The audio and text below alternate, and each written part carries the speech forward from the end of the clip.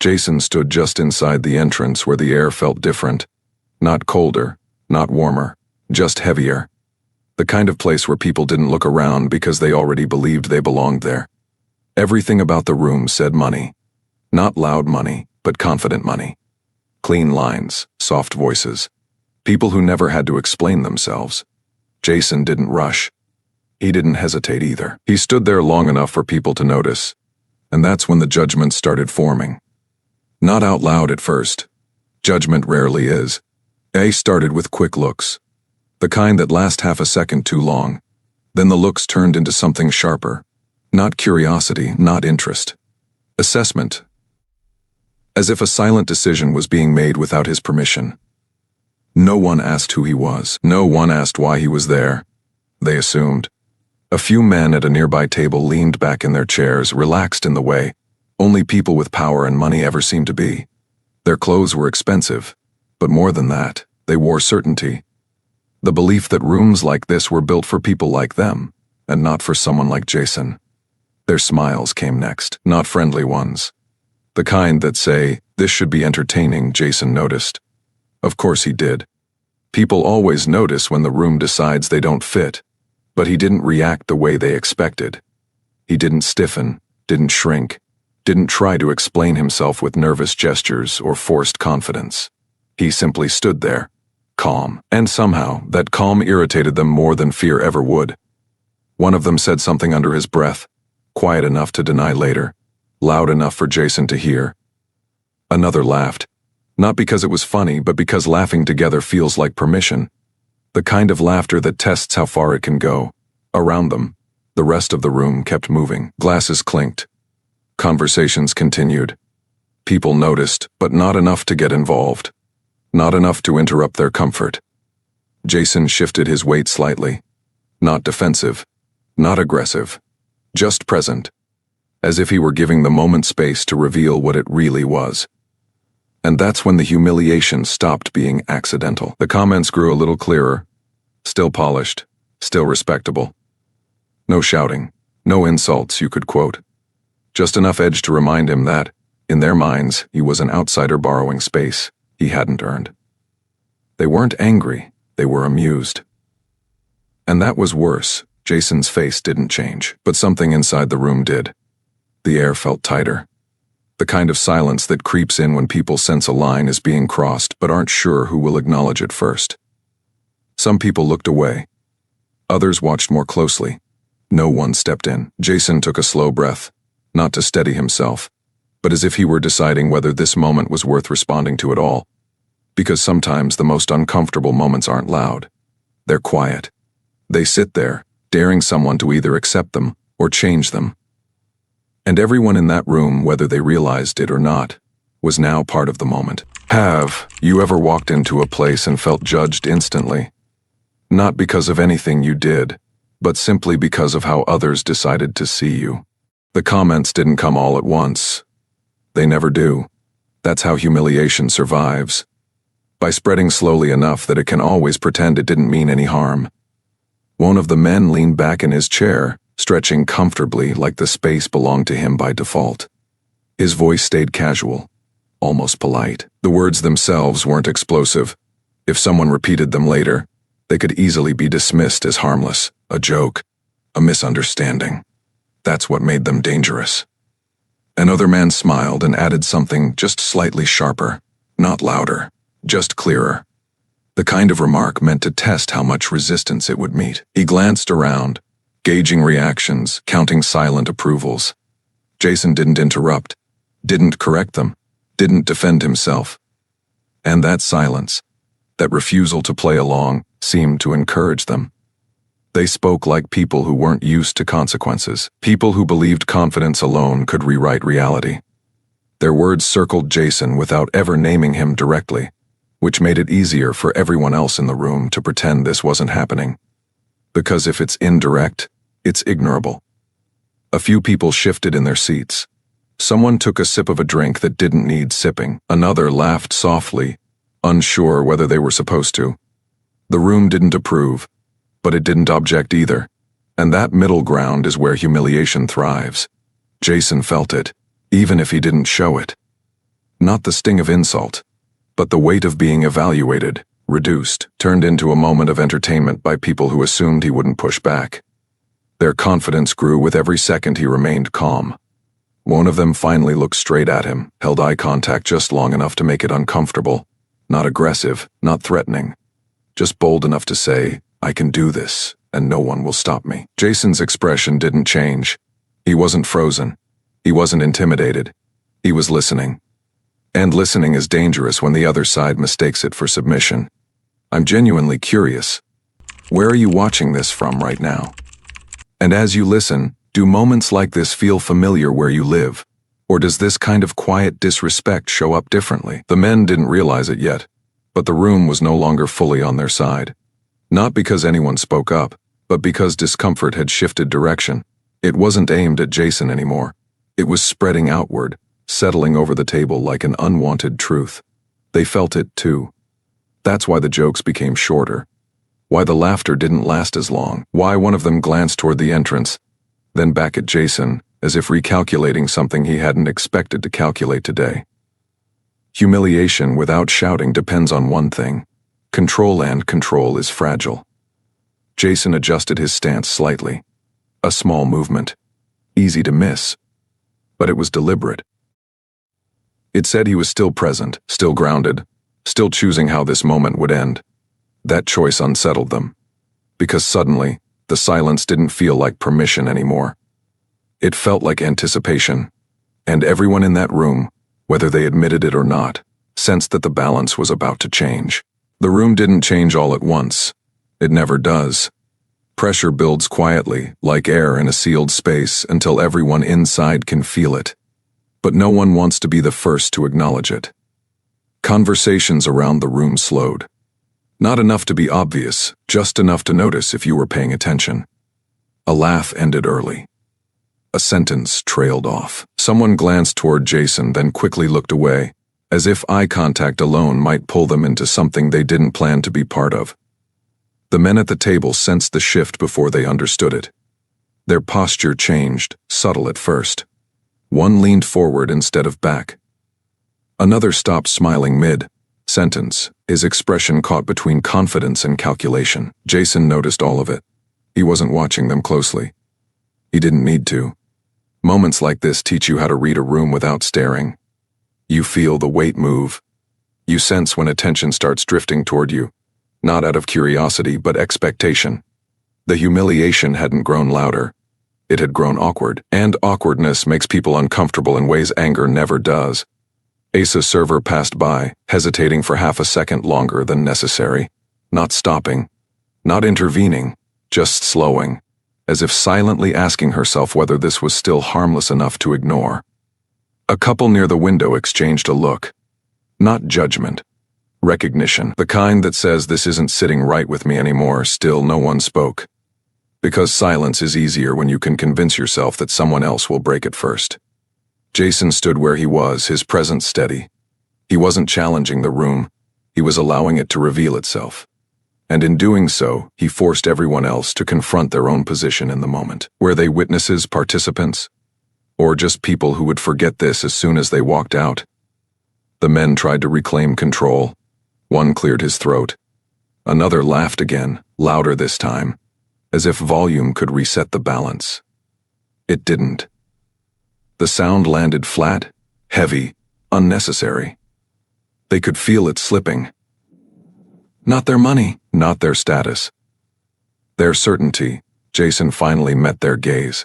Not aggressively, not defiantly, just directly, long enough to remove any illusion that this was a game played without consequences. That look did more than words ever could.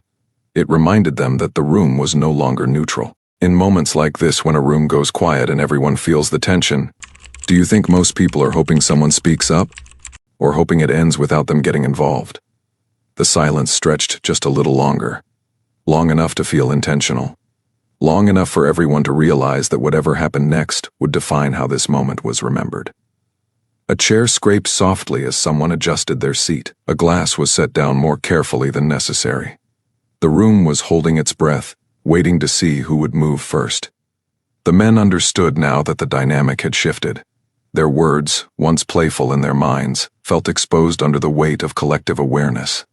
They hadn't changed, the environment had. Jason hadn't raised his voice, hadn't demanded respect.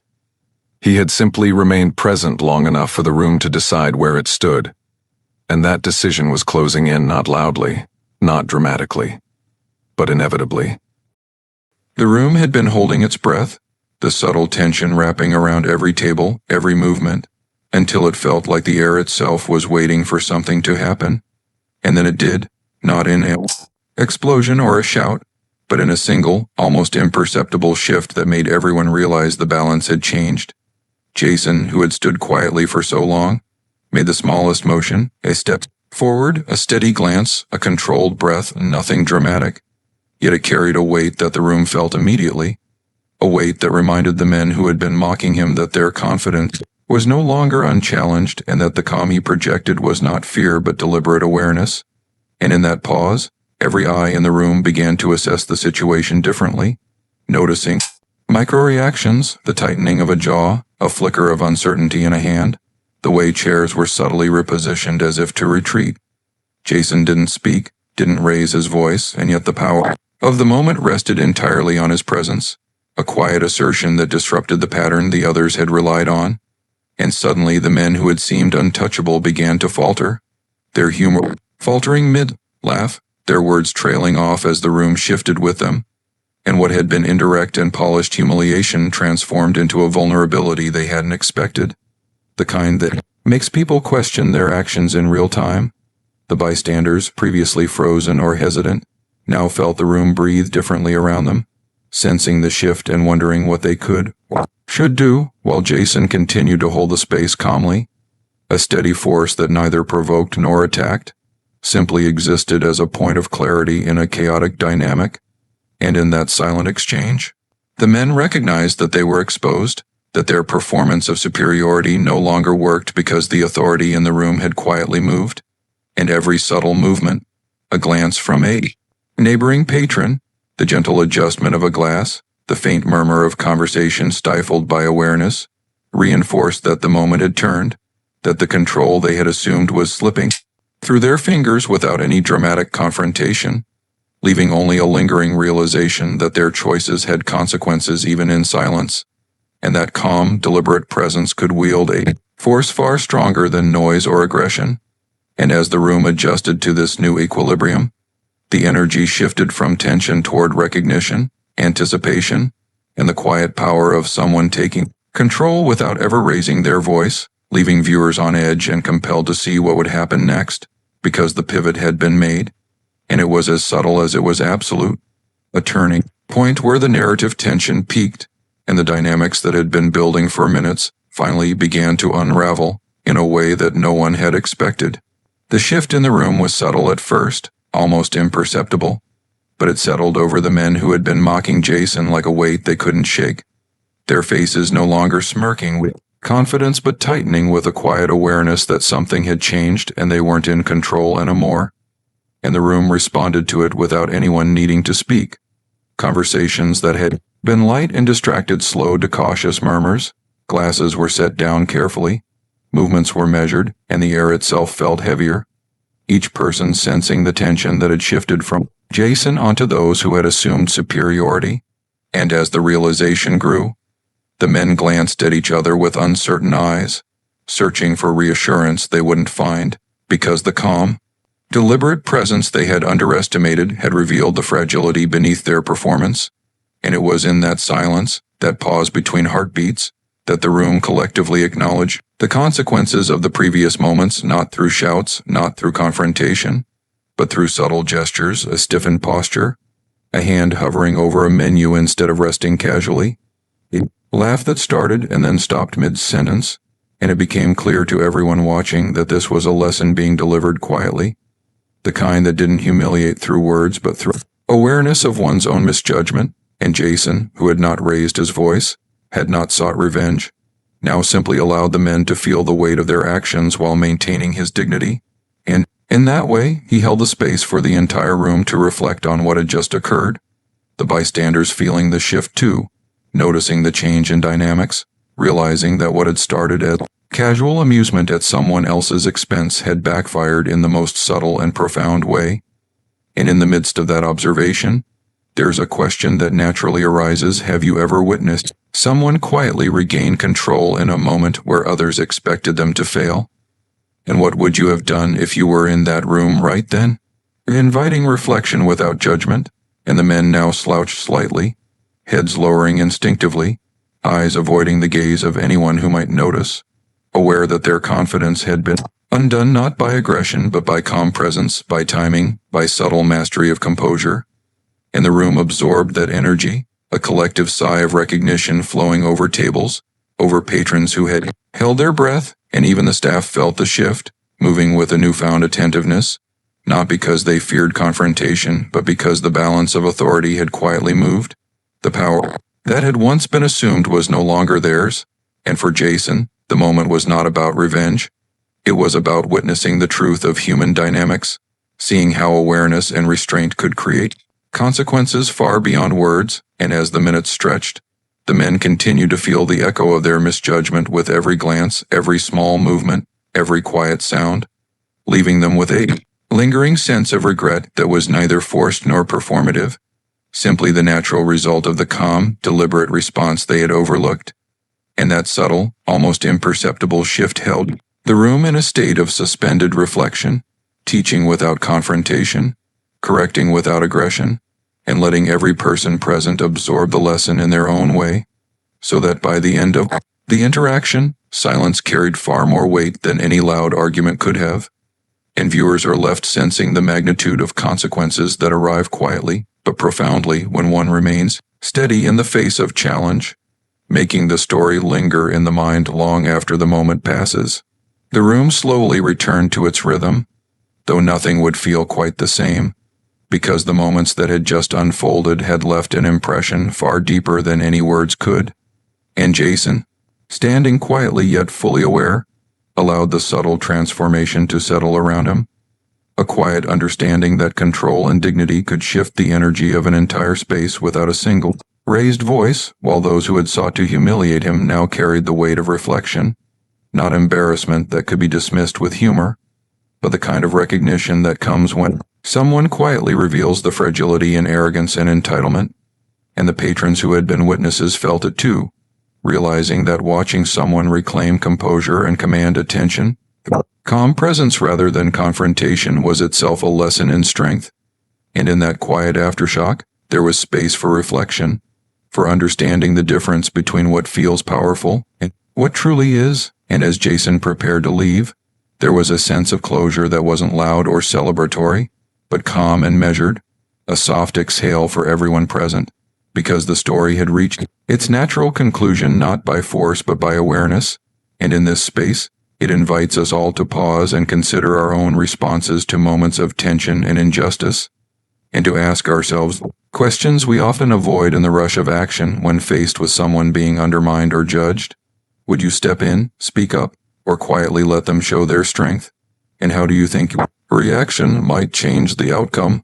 A question that doesn't demand an answer, but encourages reflection, conversation, and connection, leaving the audience thinking about the subtle power of calm and presence, the ways people influence each other without aggression, and the importance of noticing when quiet shifts in control carry more meaning than any loud declaration ever could. And as the camera or narration closes on Jason, it leaves the viewers with that lingering sense of possibility, the idea that moments like these matter not because of spectacle, but because of what they reveal about human behavior, choice, and the quiet courage it takes to navigate spaces where assumptions are made before a word is spoken.